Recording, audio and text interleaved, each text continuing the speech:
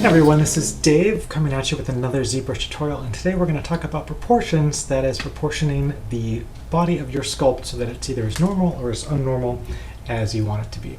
So I have a reference model loaded here, and then I've actually loaded up a guide, and you can load the guide by going to Z Plugin, Text 3D and Vector Shape, and then click on New SVG and go ahead and load it up. I'm not going to do that here because mine is already loaded, and as you can see I have positioned it such that the large block here lines up pretty much with the top of the skull and then the bottom of the chin, and then that sort of sets up the basics. And actually let me move this over a little bit, and then once that is scaled and positioned you can slide this over a little bit and put that block under the chin, and then we can talk about what these marks are.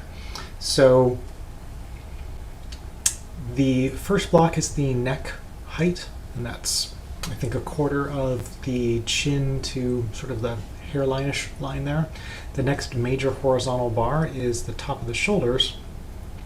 The next bar here is about mid rib cage, or actually if you look on the back, it's where the bottom of the scapula falls. So the line below that then is the top of the pelvis. So you've got that ridge there, and that line shows up there. And then the next two lines are the bottom of the pelvis.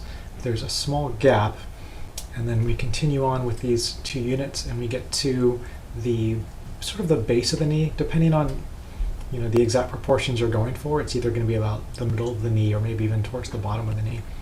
And then this bottom line here is where the ankles fall. And then if your character's feet are sort of angled down as if they're wearing heels, they'll usually wind up towards the bottom of these two blocks. If the feet are not, then it's sort of a block and a half, and it's about where these feet are winding up.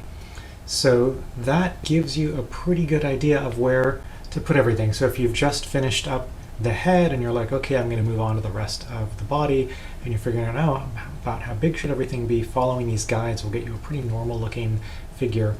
And then this extra block here, if you want, you can split this off from the main shape and move it over to where your hand is, but this is a little bit bigger than the hand. So depending on exactly the hand size you're going for, this block winds up, like if this hand were rotated down, this block winds up being a little bit bigger. Anyway, so then we'll go to Subtool, Split Hidden. That will create another piece down over here, and then what we can do is we can just sort of move this guy over here. So let's kind of move that up and then spin it.